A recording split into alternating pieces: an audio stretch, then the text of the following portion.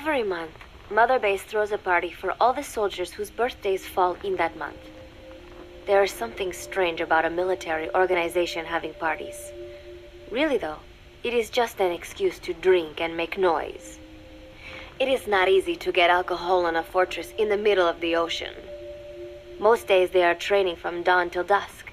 They do not have time for things like drinking.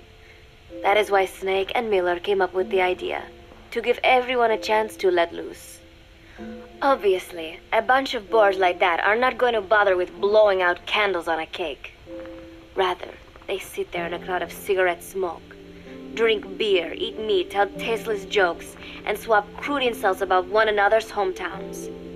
But it hardly ever breaks out into something serious. They talk up a storm, but they're just having fun. It is funny. You have got members of FSLN rubbing shoulders with the UCLAs, people who once would have considered the other mortal enemies. I wonder if that is what makes Big Boss so popular.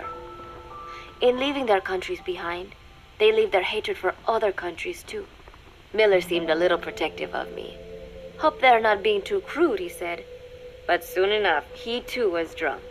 He yelled, "Come here and take a look at the real Kazuhira Miller," then dropped his pants and mooned everybody. The other soldiers burst out laughing. I have never seen such a crude, ridiculous party before. And yet, all these people, laughing and acting the fool. Is this what they call peace?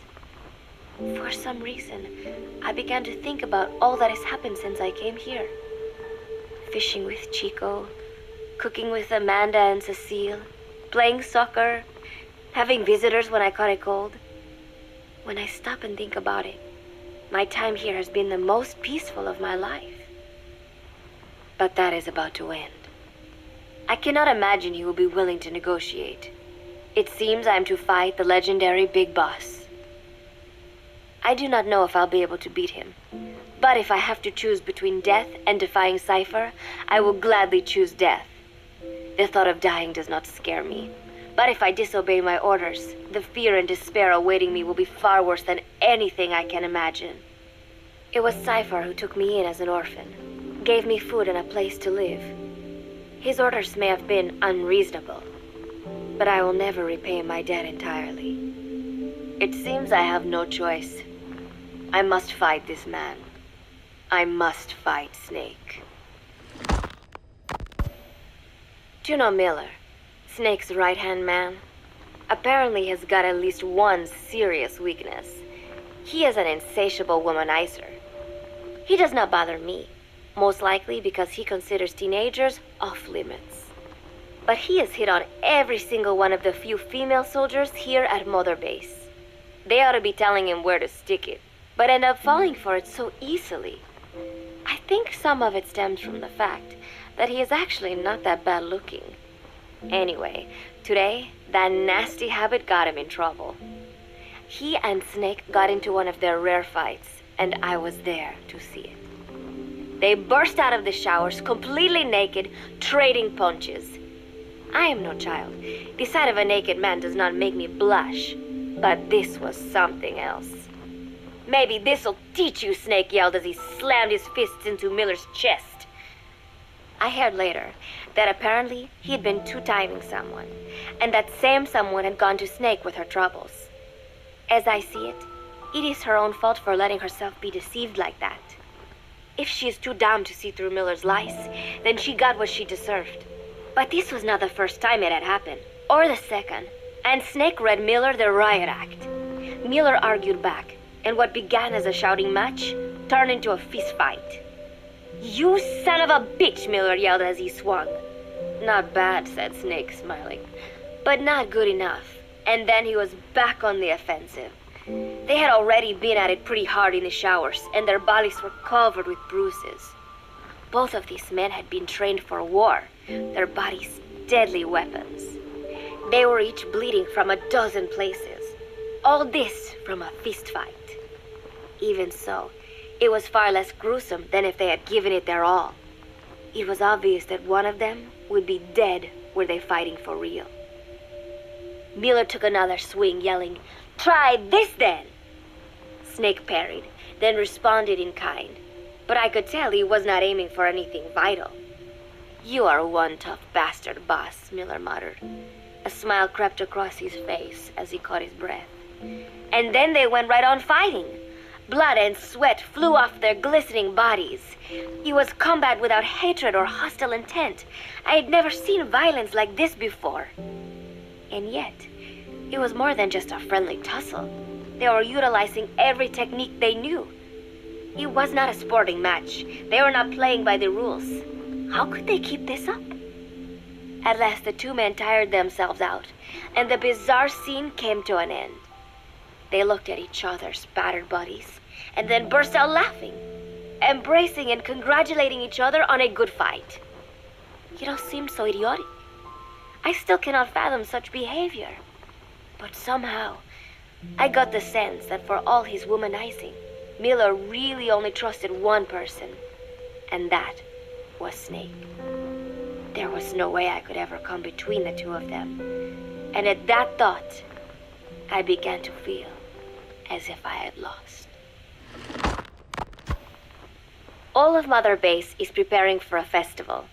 Since Snake and his soldiers spend so much time fighting, they are setting aside one day a year for peace and relaxation. I do not know all the details, but apparently that is what Snake and Miller decided.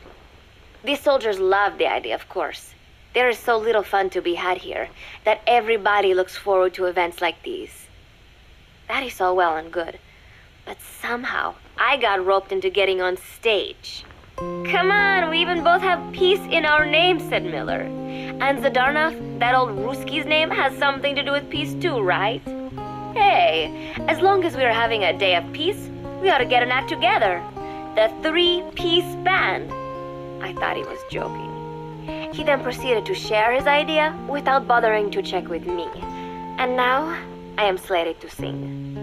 Apparently, he had heard me on the deck one day, and since then he's wanted to form a band. Everybody's looking forward to it, so there is no way for me to back out now. I have never done anything like this, but it does feel kind of nice to know that people are looking forward to it. I mean, it cannot be any worse than Miller's singing, but modifications to Zeke are already finalized, and I must complete my mission. Betray Cypher now, and I will face a fate far worse than death. Still, there is no need to put things in motion just yet. What difference would it make to just wait a little while longer? A whole day of peace. The mission can wait until after that. Can it not? I know I am only delaying the inevitable. When the day comes, one of us will have to die. Snake or me. But still, if I could just come up with some way to stall Cypher, at least until our day of peace. When did I start having thoughts like this? My cover is blown. They know nothing of Cypher or my true objective, but they know I am a spy. There is no more time left. I must act now. I must complete my mission. How did it come to this? All I wanted was 3 more days. Just 3. Miller's already finished writing the song. It is called Love Deterrent. It is about a girl who cannot express her true feelings. I have been practicing. I am no pro, but I was pretty sure I would do a decent job. And now this. Cypher found out that Zeke was complete. He must have someone inside Mother Base besides me, spinning his tightly wound web of control, leaving no room for individual will. Typical. When they found out Zeke was complete, I was ordered to execute the operation immediately. If I was going to enjoy just one day of peace, I had to ensure the plan could not move forward. I tried to sabotage Zeke. I thought by damaging the drive system, they would have no choice but to delay their plans. I waited until midnight, and then snuck into the hangar. There would be trouble if it looked like sabotage. I selected one of the drive system's load-bearing parts and carefully worked to warp its shape. The legs drive system requires a high degree of precision to operate. Even the smallest deviation would have done it. Then, Chico walked in. Maybe it was one of those nights where he could not sleep. In any case, he saw me, panicked, and took off running. It would have been easy to kill him, but I could not. I know he likes me. It is not as if I would ever have an interest in a child like him, but I could not pull the trigger. Not at him, not in the back. Will he tell them? Or is there a chance he will keep it a secret? Protect me? No. He knows now. Knows I am not who he thought I was. He ran without even questioning what I was doing. There is no chance he does not know. And soon, all I have built here will end. And if Cypher has another agent among them, if he finds out I tried to sabotage Zeke, this place will no longer be my heaven. Then it is settled. I make my move now. Chico walked in before my sabotage was complete, so Zeke should still be operational. It might not run at full speed or power, but I do not have time to fix that. Without Zeke, I do not have a chance in hell of winning. I must act fast before Chico sounds the alarm. I knew it would come to this. I just did not think it would be so soon. It is time, Zeke. Metal Gear Zeke. Activate.